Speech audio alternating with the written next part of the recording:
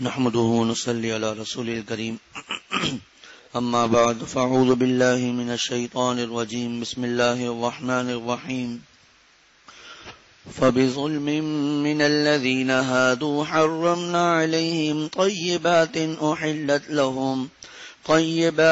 أحلت لهم وبصدهم عن سبيل الله كثيرا وأخذهم الربا وقد نهوا عنه وأكلهم أموال الناس بالباطل وأعتدنا للكافرين منهم عذابا أليما لكن الراسخون في العلم منهم والمؤمنون يؤمنون بما أنزل إليك وما أنزل من قبلك والمقيمين الصلاة والمؤتون الزكاة والمؤمنون بالله واليوم الآخر أولئك سنؤتيهم أجرا عظيما۔ سورۃ النساء کی آیت نمبر 160 سے 162 تک ابھی تلاوت کی گئی ہیں، اور یہیں پر سورۃ النساء کے 22 رکوع اور لا يحب اللہ الجہر چھٹے پارے کے 2 رکوع مکمل ہو جاتے ہیں۔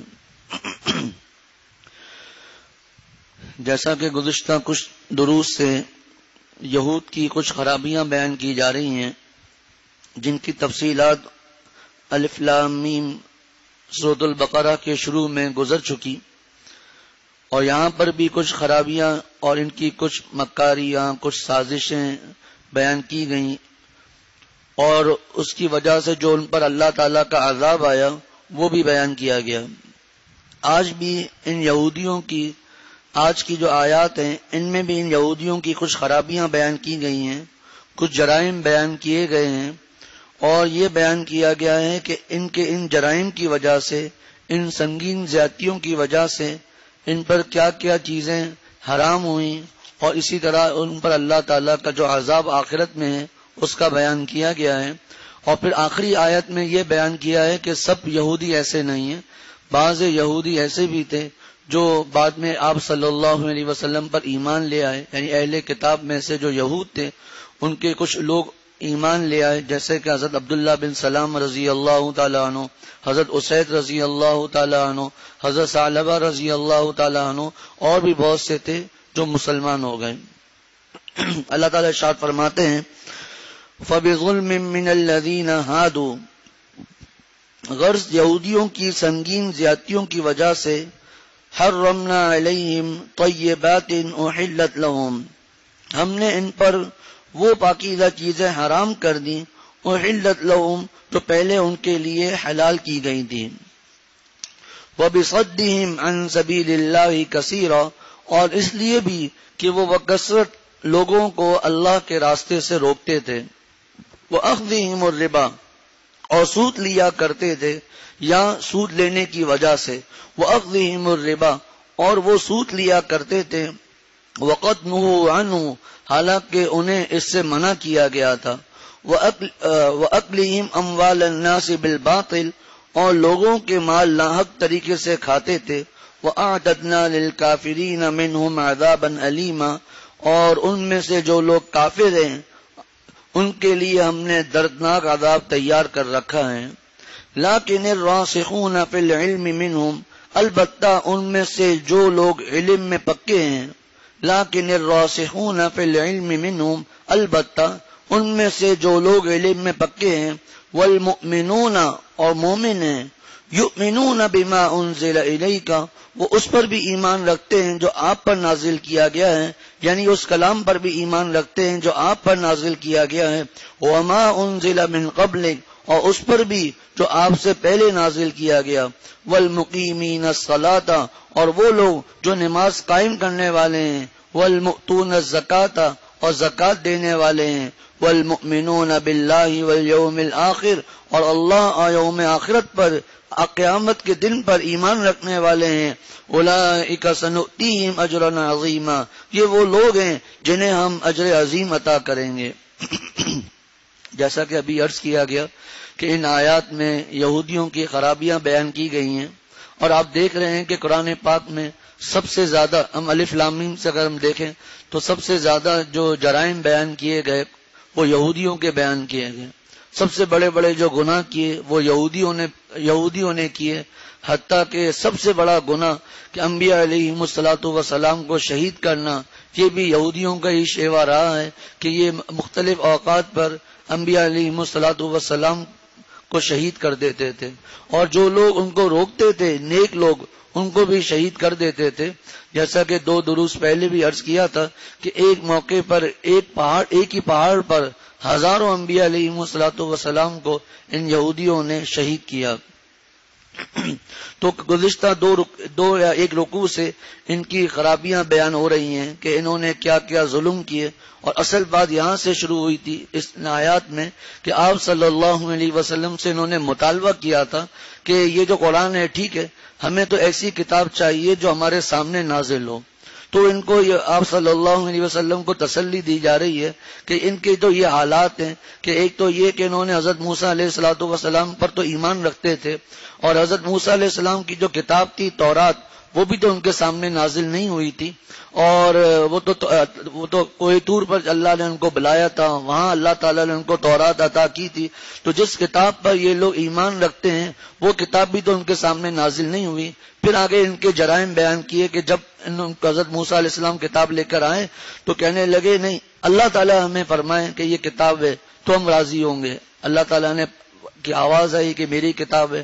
اس کے بعد کہا نہیں، ارین اللہ جہرا، ہم اللہ تعالیٰ کو اپنے سامنے دیکھنا بھی چاہتے ہیں. تو ان پر عذاب آئے. پھر کیسے کیسے انہوں نے جرائم کیے. حضرت مریم علیہ السلام کا معاملہ، حضرت مریم علیہ السلام کا معاملہ، حضرت عیسیٰ علیہ السلام کا معاملہ، اور بھی جو معاملات انہوں نے کیے سب گزشتہ دروس میں گزرتے گئے کہ یہ ایسی قوم ہے جو ماننے والی نہیں ہے. اگر یہ ماننے والے ہوتے تو یہ ان باتوں پر ایمان لے آتے. پھر انشاءاللہ جو اگلے درس میں جو آیات آئیں گی ان میں اللہ تعالیٰ نے کئی انبیاء علیہم الصلوۃ والسلام کے نام لیے جو انشاءاللہ اگلے درس میں انشاءاللہ آئیں گے کہ ان انبیاء پر بھی تو تم ایمان رکھتے ہو، ان لوگوں نے تو کوئی کتاب تمہیں اس طرح نہیں دکھائی. تو آپ صلی اللہ علیہ وسلم سے ہی کیوں ایسا مطالبہ ہے؟ اصل بات یہ ہے کہ اے محبوب صلی اللہ علیہ وسلم ان کو ماننا ہی نہیں ہے. تو آج کے درس میں جو ان کی خرابیاں بیان ہوئیں اللہ تعالیٰ ارشاد فرماتے ہیں فَبِظُلْمٍ مِّنَ الَّذِينَ هَادُوا حَرَّمْنَا عَلَيْهِمْ طَيِّبَاتٍ أُحِلَّتْ لَهُمْ. غرض یہودیوں کی سنگین زیادتیوں کی وجہ سے حرمنا علیہم طیبات احلت لہم، ہم نے ان پر وہ پاکیزہ چیزیں حرام کر دی جو پہلے ان کے لیے حلال تھی. یہ مضمون انشاءاللہ تفصیلی طور پر سورۃ الانعام میں انشاءاللہ تعالی آئے گا کہ وعلی الذین ہادوا حرمنا کل ذی ظفر، کہ ہم نے ان یہودیوں پر ہر ناخون والی چیزوں کو حرام کر دیا. اس سے مراد تفصیل انشاءاللہ آئے گی. اس سے مراد ایک تو اونٹ ہے کہ اللہ تعالیٰ نے ان پر اونٹ کے گوشت کو، اس کے دودھ کو اللہ تعالیٰ نے ان پر حرام کر دیا. اسی طرح گھوڑا ان پر حرام ہے. اسی طرح مرغا بھی ہے، بدخ ہے، شتر مرغ ہے، یہ سب اللہ تعالیٰ نے ان پر حرام کر دیے تھے. اسی طرح ومن البقر والغنم، گائے اور بکریوں کی جو چربیاں تھی حرمنا علیہم شحومہما، ان کی چربیاں بھی ہم نے ان پر حرام کر دی. ہاں وہ چربی جو ان گائے اور بکری کے پشتوں پر لگی ہو یا ان کی آنتوں میں لگی ہوئی ہو یا ان کی ہڈیوں میں لگی ہوئی ہو وہ الگ معاملہ ہے. حرمنا علیہم شحومہما، چربی حرام ہے. الا ما حمل ظہورہما او الحوایا او مختلط بعظم، مگر وہ چربی حرام نہیں ہے جو ان جانوروں کی پشتوں پر لگی ہو یا ان کی آنتوں میں لگی ہوئی ہو یا ان کی ہڈیوں میں لگی ہوئی ہو. اور یہ ایسا کیوں کیا؟ ذالک جزیناہم ببغیہم، ان کی شرارتوں کی وجہ سے، ان کی سرکشی کی وجہ سے. حضرت مفتی عاشق الہی صاحب رحمۃ اللہ علیہ فرماتے ہیں لیکن اس آیت میں فبظلم، ان کی سنگین زیادتیوں کی وجہ سے ہم نے حرام کیا. اسی طرح آگے ذالک جزیناہم ببغیہم فرمایا کہ اسی طرح جو آدمی اللہ تعالیٰ کی نافرمانی کرتا ہے، گناہوں میں مبتلا ہوتا ہے، بغاوت کرتا ہے اور گناہ کر کے اپنی جانوں پر ظلم کرتا ہے تو اللہ تعالیٰ بھی ان کو بھی بہت سی چیزوں سے محروم کر دیتے ہیں. یہودیوں پر تو بطور شریعت کے ان پر یہ چیزیں حرام کر دی گئیں، ہمارے اوپر بطور شریعت کے تو حرام نہیں، کیونکہ حجۃ الوداع کے موقع پر یوم عرفات میں یہ آیت نازل ہوئی تھی، الیوم اکملت لکم دینکم واتممت علیکم نعمتی ورضیت لکم الاسلام دینا. تو وہاں پر اس دن اللہ تعالیٰ آپ صلی اللہ علیہ وسلم پر دین مکمل ہو گیا. اپنا کوئی چیز حلال ہو سکتی ہے نہ حرام ہو سکتی ہے، لیکن انسان اپنے گناہوں کی وجہ سے اللہ تعالیٰ کی نعمتوں سے ضرور محروم ہو سکتا ہے. اور یہ آپ صلی اللہ علیہ وسلم کا فرمان عالی شان بھی ہے کہ انسان اپنے گناہوں کی وجہ سے اپنے رزق سے محروم کر دیا جاتا ہے. اسی طرح سورۃ المطففین ویل للمطففین میں بھی لکھا ہے کہ یہ ایک حضرت شعیب علیہ السلام کی جو قوم تھی وہ ناپ تول کی کمی میں مبتلا تھی، ناپ تول میں وزن میں ڈنڈی مارتی تھی. اور آج کل کے دور میں تو ایک تو ناپ تول کی کمی ہے ہی ہے، وزن میں کمی کرنا، ملاوٹ کرنا، غلط بیانی کرنا. اور ایک کل عصر کے بعد بھی تھوڑا بہت عرض کیا تھا کہ جو ڈیوٹی کے جو اوقات ہیں، جو مثال کے طور پر 9 سے لے کر 6 تک 5 تک، اس میں اگر کوئی کوتاہی کرتا ہے، پھر غلط بیانی کرتا ہے، اتنی دیر کی اس کی آمدنی بھی حرام ہے. گو کہ کل آمدنی مل کر حرام نہیں رہتی ہے، لیکن وہ جو منٹ ہیں جس میں اس نے بےایمانی کی یا آیا نہیں اور اپنے کسی دوست سے کہہ کر اپنی پریزنٹ اور حاضری لگوا دی، یہ بھی حرام. بعض لوگ یہ تک کرتے ہیں 2 جگہ ڈیوٹی دیتے ہیں، کیونکہ ہمیں دارالفتہ کی وجہ سے اور حضرت والد صاحب کی وجہ سے لوگ پوچھنے آتے ہیں. ایک جگہ تو پوری صحیح، جہاں سختی ہے وہاں پر تو پوری صحیح طرح ڈیوٹی دے رہا ہے، لیکن جہاں پر سختی نہیں وہاں اپنے ایک دوست کو لگا دیا کہ تم میری جگہ پر حاضری لگا دیا کرو اور پیسے ہمارے اس طرح تقسیم ہوں گے. خود بھی حرام کھا رہا ہے، دوسرے کو بھی حرام کھلا رہا ہے. تو یہ بھی ایک خیانت کی اور ملاوٹ کی اور دھوکے کی اور وزن میں ڈنڈی مارنے کی ایک صورت ہے. اور بھی بہت سی صورتیں حضرت شیخ الاسلام حضرت مفتی محمد تقی عثمانی صاحب دامت برکاتہم نے لکھی ہیں کہ یہ تمام چیزیں مثال کے طور پر کمپنی نے میڈیکل فری کیا ہوا ہے، اور وہ اپنی جس کے لیے فری ہے ان کے لیے تو دوائی لے رہا ہے، لیکن اپنے دوستوں کو بھی کہتا ہے تم جا کر دوائی لو، اور جو تمہارا بل آئے 1000 کی دوائی ہے مجھے 300 روپے دے دو، تم سے بھی میں کماؤں گا، کمپنی سے بھی میں کماؤں گا. یہ بھی حرام کی صورت ہے. دوست کہتا ہے اتنا میڈیکل مہنگا ہے، میرا کیا ہے، مجھے تو فری ہو رہا ہے. اب اس کو یہ اندازہ نہیں ہے کہ جو میں دوائی حرام طریقے سے کھا رہا ہوں اس سے میرے بچوں کو یا میری بیوی کو، میرے والدین کو اور زیادہ نقصان پہنچ رہا ہے، لیکن اس کو اندازہ نہیں ہے حرام کی وجہ سے. یہ حرام ایسی چیز ہے، آگے انشاءاللہ ابھی آیت میں آئے گا معاملہ، کہ اس کی وجہ سے انسان اللہ تعالیٰ کی مہربانیوں سے، رزق سے محروم کر دیا جاتا ہے. تو مفتی شفیع صاحب رحمۃ اللہ علیہ نے ویل للمطففین کی آیات میں ایک حدیث شریف لکھی ہے کہ جو قوم ناپ تول میں کمی کرتی ہے، وزن میں ڈنڈی مارتی ہے، اللہ تعالیٰ ان پر قحط کو مسلط فرما دیتے ہیں. ہو سکتا ہے کسی کے دل میں آئے کہ ہمارے یہاں اتنی ملاوٹ ہوتی ہے، اتنی غلط بیانیاں ہوتی ہیں، اتنے دھوکے ہوتے ہیں، اتنی رشوت ہوتی ہے، ہمارے اوپر تو کوئی قحط نہیں. حضرت مفتی شفیع صاحب رحمۃ اللہ علیہ نے لکھا ہے کہ قحط کی 2 صورتیں ہیں. ایک صورت تو یہ ہے کہ وہ چیز مارکیٹ میں مل ہی نہیں رہی ہے، جیسے بعض قوموں پر ایسے خطرناک قحط آئے، اللہ تعالیٰ حفاظت فرمائے کہ وہ چیز دکانوں پر مل ہی نہیں رہی ہے. لیکن فرمایا قحط کی ایک صورت یہ ہے کہ وہ چیز موجود تو ہے لیکن اتنی مہنگی ہے کہ اس کے خریدنے کی سکت نہیں ہے. اب ہم لوگ آئے دن حکومت پر روتے ہیں کہ اس حکومت نے پیٹرول مہنگا کر دیا اور اس نے یہ چیز مہنگی کر دی، وہ مہنگی کر دی، لیکن اگر ہم دیکھیں تو اس مہنگائی کی وجہ ہم لوگ خود ہیں. اس مہنگائی کی وجہ ہم لوگ خود ہیں کہ آپ صلی اللہ علیہ وسلم نے فرمایا کہ جو قوم ناپ تول میں کمی کرتی ہے ان پر قحط کو مسلط کر دیا جاتا ہے. اور قحط کی 2 صورتیں میں نے بتا دی. ایک یہ کہ وہ چیز مارکیٹ میں ہی نہیں مل رہی ہے، دوسری صورت یہ ہے کہ وہ چیز مارکیٹ میں ہے تو صحیح لیکن مہنگی ہو گئی ہے، خریدنے کی سکت نہیں ہے. کتنی چیزیں ہیں آدمی نہیں خریدتا ہے کہ اب یہ مہنگی ہو گئی ہے، اور کتنی ایسی ہے جو مہنگی تو ہے لیکن مجبوراً خریدنی پڑتی ہے. بجلی مہنگی ہو رہی ہے، فلاں مہنگا، فلانی چیز مہنگی، فلانی مہنگی، اور ہم لوگ حکومت کو برا بھلا کہتے ہیں، وزراء کو گالیاں دیتے ہیں کہ انہوں نے ایسا کیا ہے، حالانکہ وجہ ہم لوگ خود ہیں. آپ صلی اللہ علیہ وسلم کا فرمان عالی شان، ہم لوگ خود وجہ ہے ان کی. تفصیلات کسب حرام کی مروجہ صورتیں اور ان کی اصلاح جو درس قرآن الحمدللہ اللہ کے فضل و کرم سے، حضرت کی دعاؤں سے جو ہوا، اساتذہ کی دعاؤں سے ہوا، اس میں ماشاءاللہ موجود ہے تفصیلات کے ساتھ کہ کس کس گناہ کی وجہ سے کیا کیا نقصانات ہوتے ہیں. تو اللہ تعالیٰ نے تو معلوم ہوا کہ گناہوں کی وجہ سے اور اللہ کی بغاوت کرنے کی وجہ سے انسان اللہ تعالیٰ کی نعمتوں سے محروم ہو جاتا ہے. یہود محروم ہوئے بطور شریعت کے کہ ان کے جو گناہ کرتے حرام ہو جاتا، جو گناہ کرتے کوئی چیز حرام ہو جاتی.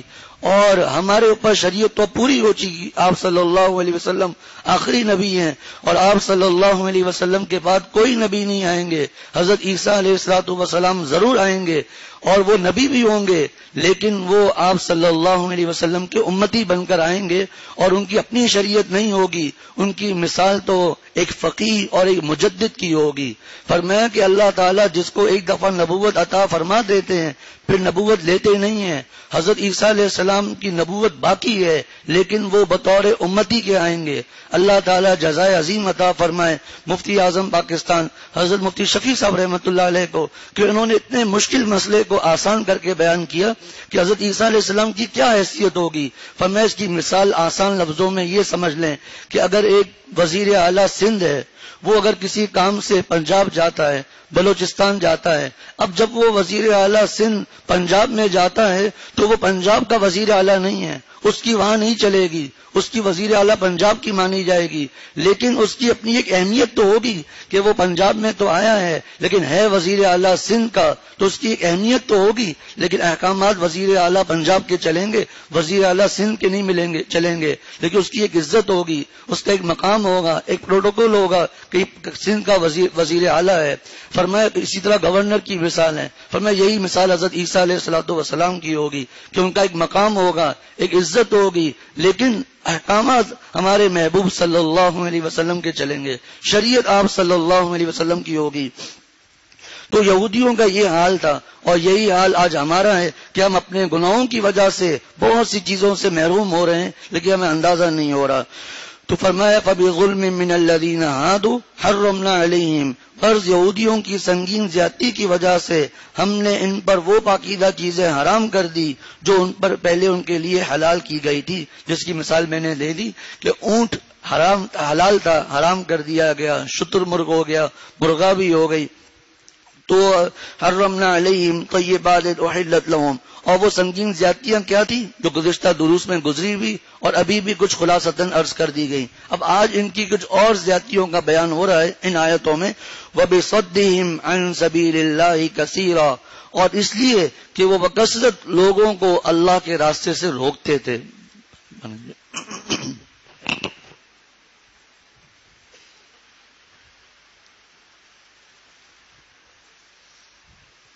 پہلے بھی یہ بات بیان کی گئی تھی کہ اگر یہودیوں کی کوئی خرابیاں بیان ہو رہی ہیں اور ان خرابیوں کو پڑھ کر اور سمجھ کر آگے بڑھ جانا اور یہ سوچنا کہ یہ ہمارے لیے نہیں ہے، یہ یہودیوں کے لیے ہے، تو یہ بالکل غلط ہے. آج دیکھیں اس آیت میں یہ ہے اور اس لیے کہ وہ بکثرت لوگوں کو اللہ کے راستے سے روکتے تھے، لوگوں کو بکثرت اللہ کے راستے سے روکتے تھے. اس کی 3 تفسیریں بیان کی گئی ہیں کہ ان کا مطلب کیا ہے. نمبر 1، وہ بہت سے لوگوں کو اللہ کے راستے سے روکتے تھے. پہلی تفسیر، بہت سے لوگوں، کمیت کے حساب سے کہ بہت سے لوگوں کو اللہ تعالیٰ کے راستے سے روکتے تھے. یہ ہے کمیت کے حساب سے، تعداد کے حساب سے. دوسرا، ان کا اللہ تعالیٰ کے راستے سے روکنا بطور کیفیت کے ہے کہ ان کے گمراہ کرنے کی جو خصلت تھی وہ بہت زیادہ تھی. اور تیسرا، زمانے کے حساب سے کہ ایک طویل مدت تک لوگوں کو اللہ کے راستے سے روکتے تھے. اب اسی کو آج کے زمانے میں لے لیں کہ کوئی اللہ تعالیٰ کے راستے کی طرف بڑھتا ہے، نیک بننے کی فکر کرتا ہے، داڑھی رکھ لیتا ہے، گناہوں سے بچتا ہے. اب اس کو اتنا پریشان کرنا، تنگ کرنا کہ کیا تو مولوی بن گیا، کوئی عورت شرعی پردہ کرنا شروع کر دے، کیا تو گرمی میں آ گئی ہے، کیوں اپنے آپ کو پریشان کر رہی ہو، یا اس کو اتنا پریشان کیا کہ اس نے پردہ کرنا چھوڑ دیا، اس کو اتنا پریشان کیا کہ اس نے داڑھی منڈا دی، یا کسی بھی انداز سے اللہ کو راضی کرنے کی فکر کر رہا ہے، اس کو پریشان کرنا، تنگ کرنا، یہ تمام کے تمام لوگوں کی جو عادت ہے یہ یہودیوں کی عادت ہے.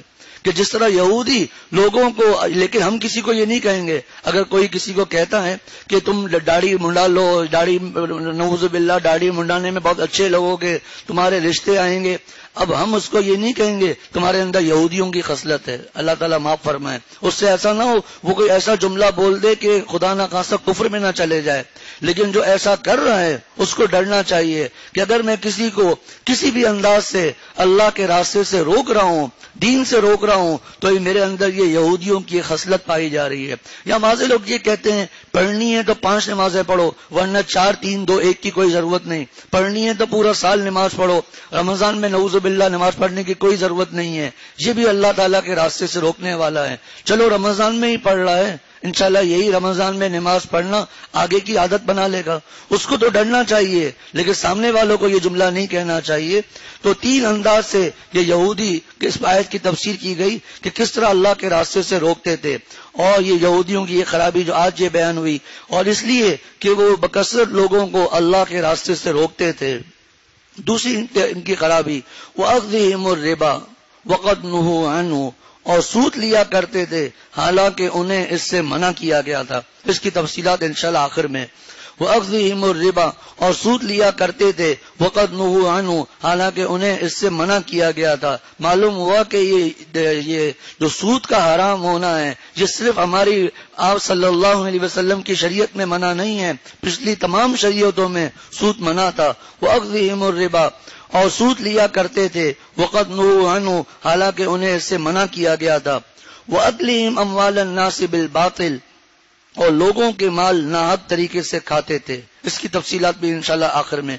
وَأَكْلِهِمْ أَمْوَالَ النَّاسِ بِالْبَاطِلِ، اور لوگوں کے مال ناحق طریقے سے کھاتے تھے، اس کا عذاب کیا ہے؟ وَأَعْتَدْنَا لِلْكَافِرِينَ مِنْهُمْ عَذَابًا أَلِيمًا، اور ان میں سے جو لوگ کافر ہیں اعتدنا للکافرین منہم عذابا علیما، ان کے لیے ہم نے دردناک عذاب تیار کر رکھا ہے۔ پیچھے ایک جملہ آیا تھا وَبِصَدِّهِمْ عَنْ سَبِيلِ اللَّهِ كَثِيرًا، کہ وہ اللہ کے راستے سے لوگوں کو روکتے تھے۔ یہ یہود کا ایک معاملہ تو یہ تھا کہ ان کے جو علماء تھے یہ دین کو چھپاتے تھے، دین کو چھپاتے تھے، آپ صلی اللہ علیہ وسلم کی نشانیوں کو چھپاتے تھے، آپ صلی اللہ علیہ وسلم کا جو حلیہ تورات میں لکھا ہوا تھا وہی آپ صلی اللہ علیہ وسلم کے سامنے تھے حلیے کے مطابق، لیکن ان لوگوں نے اپنی کتاب کا جو حلیہ تھا اس کو جب آپ صلی اللہ علیہ وسلم سے میچ کیا تو بالکل پورا آ رہا تھا، لیکن اب ڈر گئے کہ اگر ہمارے ساتھیوں کو پتہ چل گیا تو وہ تو مسلمان ہو جائیں گے، جس کی وجہ سے ہمارے جو مزے چل رہے ہیں، حلوے مانڈے چل رہے ہیں، ہدیے چل رہے ہیں، وہ سب بند ہو جائیں گے۔ تو انہوں نے کہا کہ یہ ہمارے تورات میں حضور سے آخری نبی آنے والے ہیں، ان کا یہ حلیہ لکھا ہوا ہے، وہ تو ان کا نہیں ہے۔ اس طرح اپنے لوگوں کو چھپاتے تھے اور علم کو چھپاتے تھے اور اس طریقے سے لوگوں کو روکتے تھے۔ یہ تو ہو گئے یہود، لیکن اللہ تعالیٰ ارشاد فرماتے ہیں سب یہود ایسے نہیں ہیں، لیکن الراسخون فی العلم منہم، البتہ ان میں سے جو لوگ علم میں پکے ہیں، والمؤمنون، اور مومن ہیں، یؤمنون بما انزل الیک وما انزل، وہ مومن کون سے ہیں، ان کی کیا نشانیاں ہیں، وہ آگے اللہ تعالیٰ نے بیان فرمائی، لیکن ان نشانیوں کے بیان کرنے سے پہلے ہی اللہ تعالیٰ نے فرما دیا والمؤمنون، وہ مومن ہیں۔ تو ابھی مومن کی نشانیاں ہی بیان نہیں ہوئی، ان کو پہلے سے مومن کیوں کہا گیا؟ تو حضرت شیخ الاسلام حضرت مفتی محمد تقی عثمانی صاحب دامت برکاتہم نے لکھا ہے وجہ یہ ہے کہ ان لوگوں نے پہلے سے عہد کیا ہوا تھا کہ جب آپ صلی اللہ علیہ وسلم آئیں گے، اللہ تعالیٰ کے آخری نبی آئیں گے جن کی نشانیاں ہماری کتابوں میں موجود ہیں، تو ہم ضرور ضرور ان پر ایمان لے آئیں گے، اس لیے ان کو ان کی علامات سے پہلے ہی مؤمنون کہہ دیا گیا، اور مومن ہیں۔ ان کی نشانیاں کیا ہیں؟ یؤمنون بما انزل الیک وما انزل من قبلک، اس کتاب پر بھی ایمان رکھتے ہیں، یعنی قرآن پاک پر جو آپ پر نازل کیا گیا، وما انزل من قبلک، اور اس کتاب پر بھی جو آپ سے پہلے نازل کیے گئے، یعنی جتنی آسمانی کتاب ہیں سب کے سب پر ایمان لے آئیں گے۔ گزشتہ دروس میں گزر چکا کہ جو یہود تھے وہ تورات پر تو ایمان لاتے تھے، لیکن عیسیٰ علیہ السلام پر، انجیل پر، آپ صلی اللہ علیہ وسلم پر، قرآن پاک پر ایمان نہیں رکھتے تھے، اور جو نصارہ تھے وہ تورات پر بھی ایمان رکھتے تھے، اسی طرح انجیل پر بھی ایمان رکھتے تھے، لیکن آپ صلی اللہ علیہ وسلم اور قرآن پاک پر ایمان نہیں رکھتے تھے۔ اور ایمان کا معیار یہ ہے کہ جتنی آسمانی کتابیں ہیں سب کے سب پر ایمان لانا ہے۔ یؤمنون بما انزل الیک وما انزل من قبلک، اور یہ آیت بھی آپ صلی اللہ علیہ وسلم کے آخری نبی ہونے کی دلیل ہے کہ قرآن پاک میں یہ بیان کیا گیا کہ ان کتاب پر، اس کلام پر ایمان رکھتے ہیں جو آپ پر نازل کیا گیا، اور اس پر بھی جو آپ سے پہلے نازل کیا گیا. یہ نہیں فرمایا جو آپ کے بعد جو کتابیں آئیں گی ان پر بھی نازل کیا ایمان لے آئیں گے. معلوم ہوا کہ یہ قرآن پاک یہ آخری کتاب ہے. ان کی نشانی یہود کے علماء کی جو کامیاب ہیں ان کی نشانی ایک اور، والمقیمین الصلاۃ، نماز کو قائم کرنے والے ہیں، والمؤتون الزکات، زکات دینے والے ہیں، والمؤمنون باللہ والیوم الآخر، اور اللہ اور آخرت پر ایمان رکھنے والے ہیں، یوم آخرت پر ایمان رکھنے والے ہیں.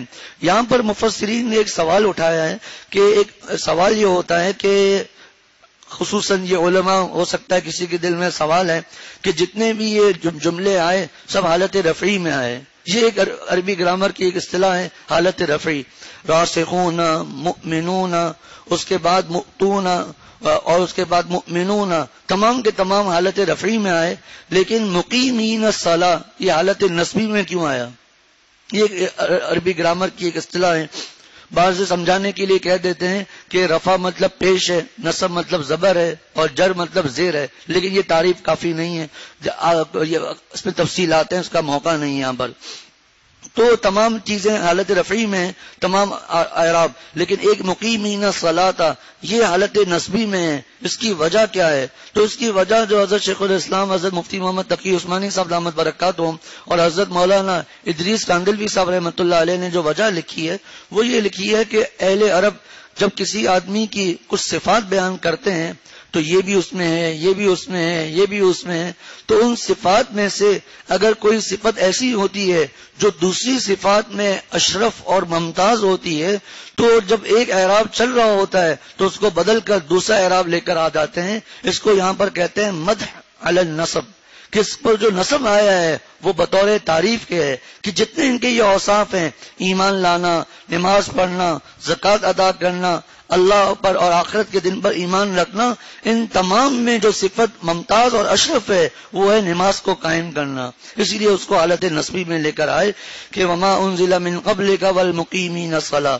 تو نماز کو اب دیکھیں، نماز قائم کرنا ہماری شریعت میں بھی ہے، اور زکوٰۃ کو ادا کرنا، اللہ اور آخرت کے دن پر ایمان رکھنا. اولئک سنؤتیہم اجرا عظیما، یہ وہ لوگ ہیں جنہیں ہم اجر عظیم عطا کریں گے. تب دو جملے جو رہ گئے تھے درمیان میں، وَأَخْذِهِمُ الرِّبَا وَقَدْ نُهُوا عَنْهُ وَأَكْلِهِمْ أَمْوَالَ النَّاسِ بِالْبَاطِلِ. ایک تو سود کے بارے میں، اس بارے میں قرآن پہلے ایک درس قرآن ہو چکا ہے جن میں بہت زیادہ تفصیل کے ساتھ احادیث کو بیان کیا گیا ہے. یہاں پر چند مختصر احادیث عرض کرتا ہوں، ورنہ سود کے بارے میں قرآنی آیات بھی ہیں اور اسی طرح احادیث بھی ہیں. حدیث نمبر 1، اے اللہ لعنت فرما سود کھانے والے پر، کھلانے والے پر، لکھنے والے پر، اس پر گواہ بننے والے پر. سب کے سب اس لعنت کی وعید میں آ جاتے ہیں. جو سود لیتا ہے، جو دیتا ہے، جو معاون بنے وہ بھی، اور جو سودی دستاویز لکھے. غرض سود میں جو جس طرح بھی تعاون کرے سب کے سب اس میں داخل ہیں. آپ صلی اللہ علیہ وسلم نے فرمایا سود کے 70 گناہ ہیں. بعض روایت میں 73 کا بھی جملہ آیا ہے. ان میں سے سب سے ادنا گناہ ایسا ہے جیسے اپنی ماں کے ساتھ زنا کرنا. بقیہ کا کیا حال ہوگا اندازہ کریں، کیا کوئی تصور بھی کر سکتا ہے؟ آپ صلی اللہ علیہ وسلم نے فرمایا میں نے آج 2 شخصوں کو دیکھا جو میرے پاس آئے اور مجھے بیت المقدس تک لے گئے. پھر ہم آگے چلے تو ایک خون کی نہر دیکھی جس کے اندر ایک آدمی کھڑا ہوا ہے اور دوسرا آدمی اس کے کنارے پر کھڑا ہے. جب یہ نہر والا آدمی اس سے باہر آنا چاہتا ہے تو کنارے والا آدمی اس کے منہ پر پتھر مارتا ہے، جس کی چوٹ سے بھاگ کر وہ وہیں چلا جاتا ہے جہاں کھڑا تھا.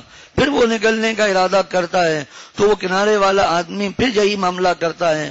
آپ صلی اللہ علیہ وسلم نے فرمایا میں نے اپنے ان دونوں ساتھیوں سے پوچھا کہ یہ کیا ماجرا ہے جو میں دیکھ رہا ہوں. انہوں نے مجھے بتلایا کہ خون کی نہر میں قید کیا ہوا آدمی سود کھانے والا ہے اور بریکٹ اور حاشیے میں لکھا ہے اور اپنے عمل کی سزا پا رہا ہے.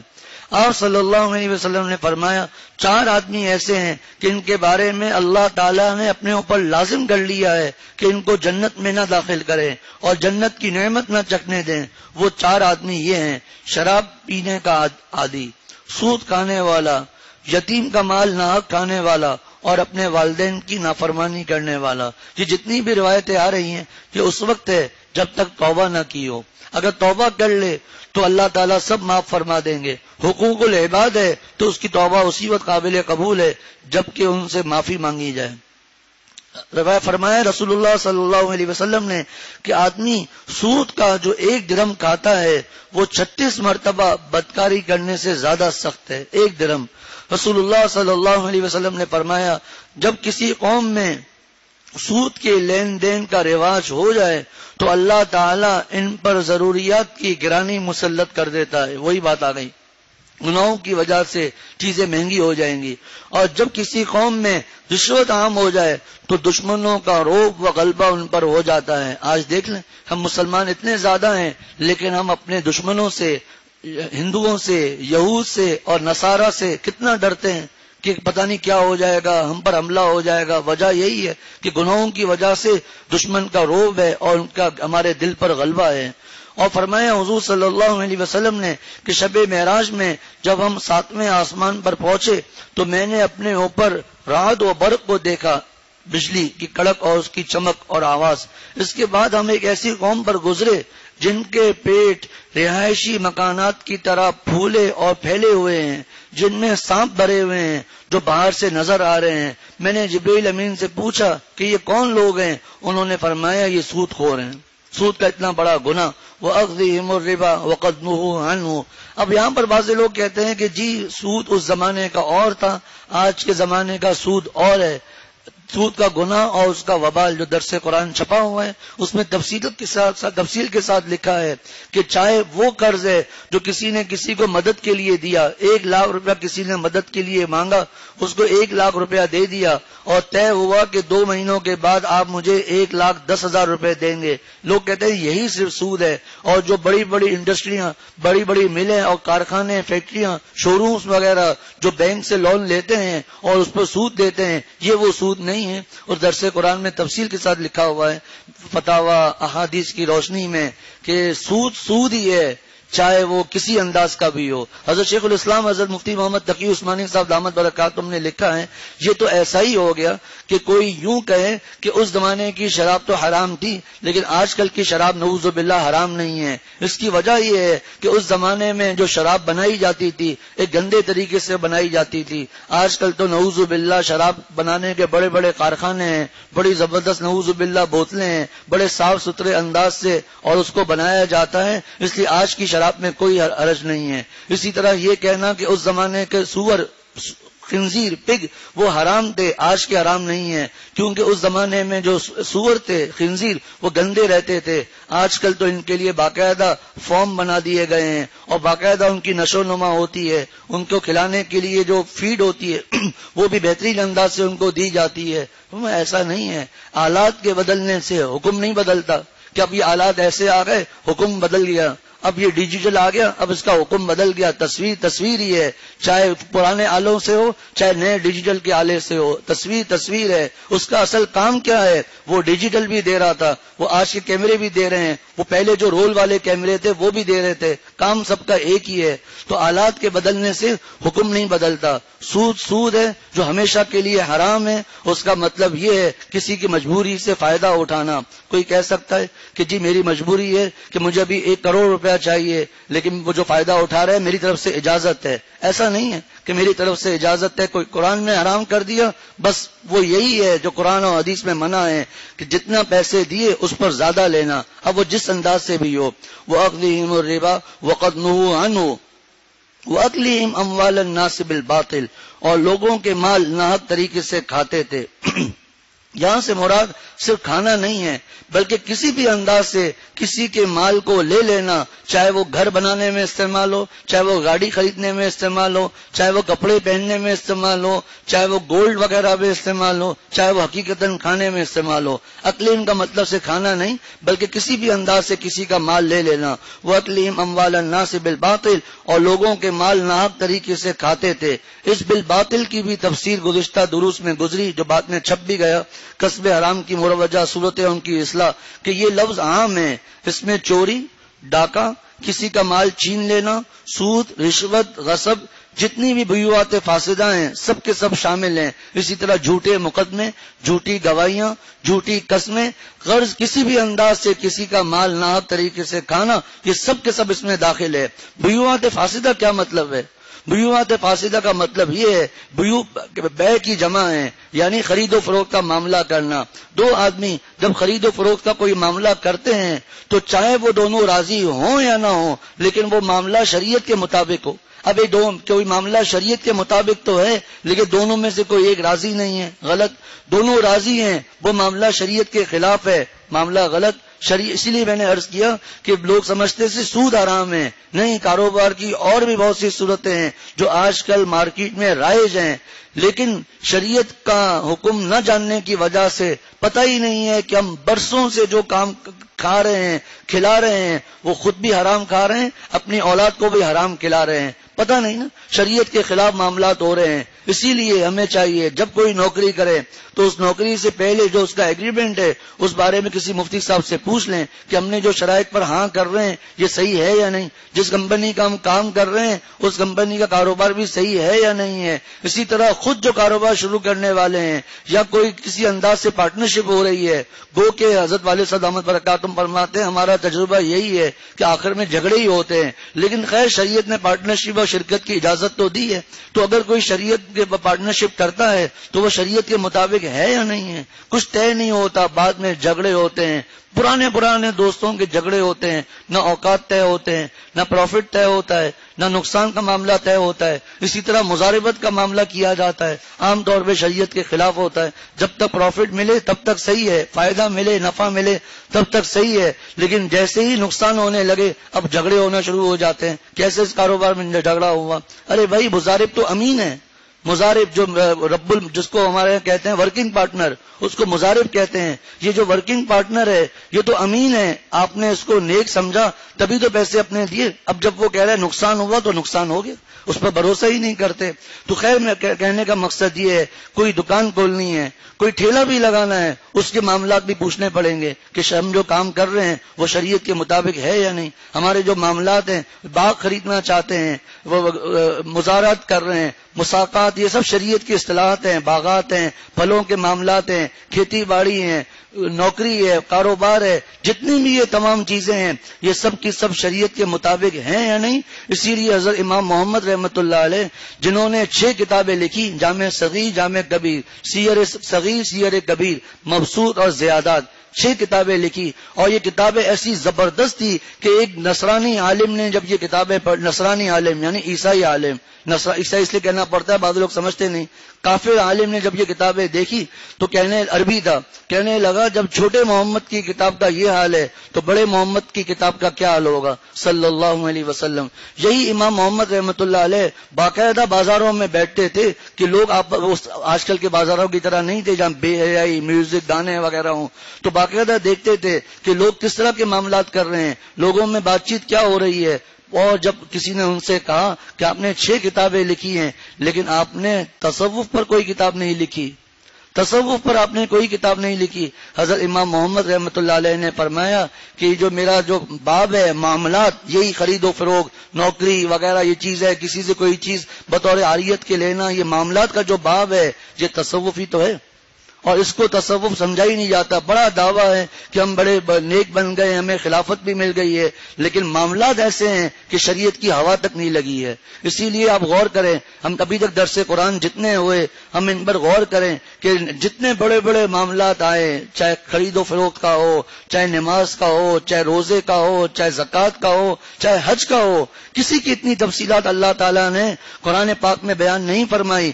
لیکن جب معاملات کا معاملہ آیا تو پوری ایک آیت جو ایک صفحے کی ہے، جس کو آیت مداینہ کہا جاتا ہے، کہ جب 2 لوگ معاملہ کریں اس کو لکھ لیں تو پورے ایک صفحے میں جو سورہ بقرہ کی جو آخر سے چند آیتیں پہلے، ایک آیت ایک صفحے کی پوری تفصیل کے ساتھ اللہ تعالیٰ نے بیان فرمایا. ایسا ہو تو ایسا معاملہ، اس طرح ہو تو اس طرح کا معاملہ، پوری تفصیلات کے ساتھ بیان فرمائی. وجہ جھگڑے نہ ہو جائیں. آپ نماز کی تفصیلات بیان نہیں کی، روزے کی تفصیلات بیان نہیں کی، حتیٰ کہ نمازوں کی رکعتیں کتنی ہیں، طریقہ کیا ہے، ضروری چیزیں کچھ بیان کر دی اور کچھ بھی نماز کا بیان نہیں کیا.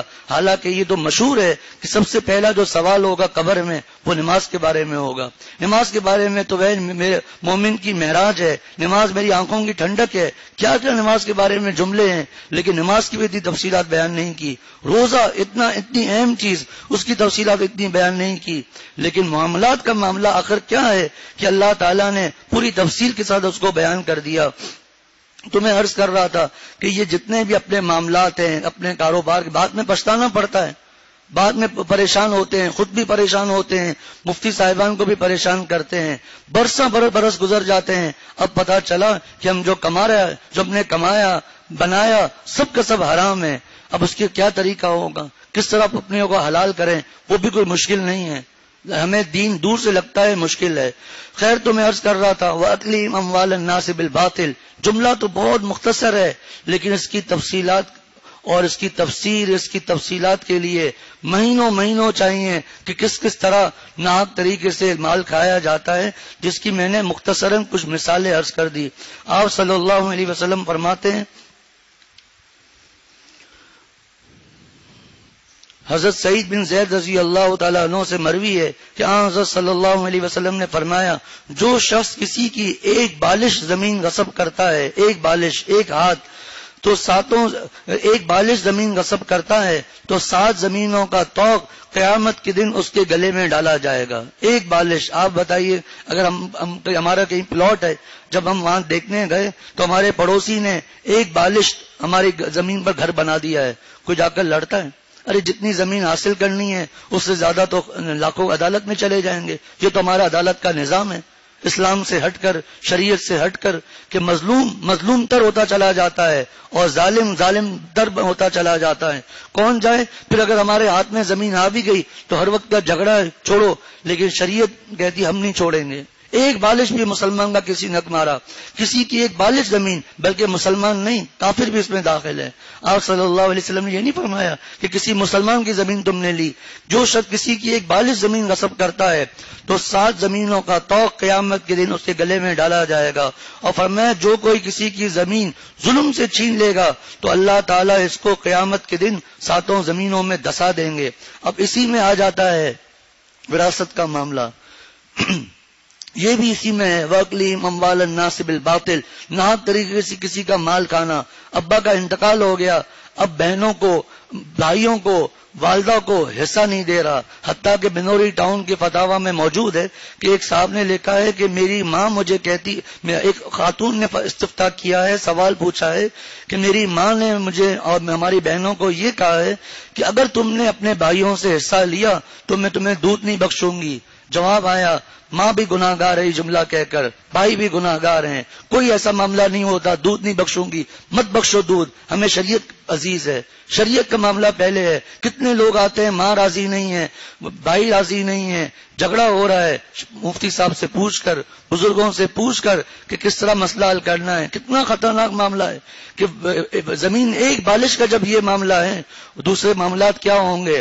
اس کے بعد پھر اگر حصہ نہیں دیا, پھر بھائی بہنوں میں سے کسی کا انتقال ہو گیا, اب عام طور پر نابالغ بھانجے بھتیجے ہوتے ہیں, اب یتیموں کا مال کھا رہا ہے, جو ڈبل گناہ ہو جائے گا, گناہ در گناہ ہو جائے گا.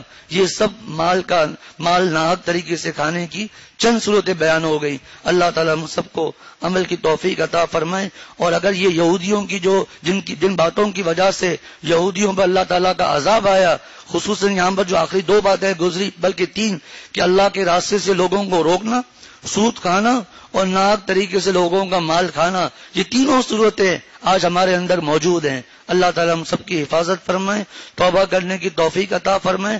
یاد رکھیں, حج کے بارے میں جو روایت ہے, من حج للہ فلم یرفث ولم یفسق رجع کیوم ولدتہ امہ, یہ اس وقت ہے کہ جب کوئی حج کرے اور وہاں نہ کوئی گناہ کرے, نہ فسق و فجور کی بات کرے, وہ ایسا حج سے لوٹ کر آتا ہے جیسا کہ آج ہی اپنی ماں کے پیٹ سے پیدا ہوا ہو. یہ حقوق اللہ کے بارے میں ہے. معلم الحجاج میں لکھا ہے, حقوق العباد معاف نہیں ہوں گے. یہ گناہ در گناہ کر کے آیا ہے. اللہ تعالیٰ حفاظت فرمائے کہ حج فرض ہے ہی نہیں اور نفلی حج کرنے جا رہا ہے اور حصے نہیں دے رہا, تو گناہ در گناہ ہی ہوا نا. دوسروں کے مال پر حج کرنا, حرام مال سے حج کرنے کا کیا معاملہ ہے؟ اللہ تعالیٰ ہم سب کی حفاظت فرمائے. عمرے ہو رہے ہیں، حج ہو رہے ہیں، گھومنا سب ہو رہا ہے، لیکن وراثت میں حصہ دینے کے لیے تیار نہیں. بہنوں کو کہیں گے کہ ہم تمہیں تھوڑے تھوڑے پیسے کر کے دیں گے، لیکن ہمارے پاس پیسے نہیں ہیں، ہم گھر نہیں بیچ سکتے، ہم فلیٹ میں نہیں رہ سکتے، ہم کرائے کے گھر میں نہیں رہ سکتے، ہم آپ کو تھوڑے تھوڑے پیسے کر کے دیں گے. تھوڑے تھوڑے پیسے اس کے کس کام کے؟ اگر اس کے 2-3 کروڑ نکلتے ہیں اور ہم ان کو ہر مہینے 1-1, 2-2 لاکھ 3-3 لاکھ دے رہے ہیں، وہ تو خرچے میں نکل جائیں گے. اگر ان کے پیسے جتنے بنتے ہیں 2 کروڑ 3 کروڑ اگر یکمشت اس کے حوالے کر دیے جائیں تو ہو سکتا ہے اس سے وہ کوئی کاروبار کر لیں، 5-6 فلیٹ خرید کر اس کو کرائے پر لگا دیں، کوئی بھی معاملہ کر دیں. لیکن وہ تو ہر وقت اپنے بھائی کے آگے ہاتھ پھیلا رہے ہیں نا. یہ شریعت نہیں ہے. شریعت یہی ہے کہ فوراً جیسے ہی کسی کا انتقال ہوا، حضرت امام ابو حنیفہ رحمۃ اللہ علیہ اپنے ایک دوست کی عیادت کرنے کے لیے گئے تھے، اور عیادت کے دوران ان کے دوست کا انتقال ہو گیا. فوراً چراغ کو بجھا دیا. کسی دوست نے کہا یہ آپ نے کیا کیا؟ فرمایا کہ اب اس کا جو تیل ہے اس میں وارثوں کا حق ہے، میرے لیے استعمال کرنا جائز نہیں ہے. حضرت عارف باللہ ڈاکٹر عبداللہ صاحب رحمۃ اللہ علیہ، حضرت مفتی شفیع صاحب رحمۃ اللہ علیہ کا جب انتقال ہوا تو وہاں جنازے کے لیے اور تعزیت کے لیے گئے. گرمی غالباً زیادہ تھی، خوب تھی، تو حضرت کمزوری ہونے لگی. حضرت خود بھی بہت بزرگ اور ضعیف تھے. تو حضرت مفتی تقی عثمانی صاحب دامت برکاتہم فرماتے ہیں، یا حضرت مفتی رفیع عثمانی صاحب رحمۃ اللہ علیہ کہ ہم خمیرہ لے کر گئے کہ حضرت یہ خمیرہ کھا لیجئے. فوراً یہ ہوتے ہیں اللہ والے، یہ خمیرہ کس کا ہے؟ کہا حضرت یہ تو ابا کا ہے. کہا آپ کو احساس نہیں ہے کہ ایک آدمی کا انتقال ہو گیا، خمیرے میں وارثوں کا حق ہے؟ بتائیے، جس کو ہم دین ہی نہیں سمجھتے، ان میں تو وارثوں کا حق ہے. آپ نے کیسے مجھے کھلا دیا، کیسے مجھے پیش کر رہے ہیں؟ فرمایا کہ حضرت ہم سب آپ پر فدا ہیں. فرمایا نہیں، وارثوں سے پوچھ کر آؤ. پوچھ کر آئے. اس موقع پر ہم کہتے ہیں سختی ہے، لوگوں ان کا دل ٹوٹا ہوا ہے، ان کے ابا کا انتقال ہو گیا، شیخ کا انتقال، سب کچھ تھے نا مفتی شفیع صاحب، ابا بھی تھے، استاذ بھی تھے، شیخ بھی تھے، ان کا انتقال ہو گیا ہے. اور اس موقع پر بھی ڈاکٹر صاحب فرما رہے ہیں یہ ہوتے اللہ والوں کے صحبت یافتہ. گئے، پوچھ کر آئے، پھر خمیرہ پیش کیا. اسی طرح حضرت مفتی تقی عثمانی صاحب نے ایک واقعہ لکھا ہے کہ جب میرے ابا کا آخری وقت چل رہا تھا تو ایک دن مجھ سے پانی منگوایا، غالباً پانی کی بات تھی یا دودھ چائے جو بھی تھی. کہا میں لے کر گیا، ابا میں نے وہیں رکھ دی. ابا نے پیا، اس کے بعد میں نے گلاس کو وہیں رکھ دیا. فرمایا ابا نے کہا کہ فوراً باہر لے کر جاؤ.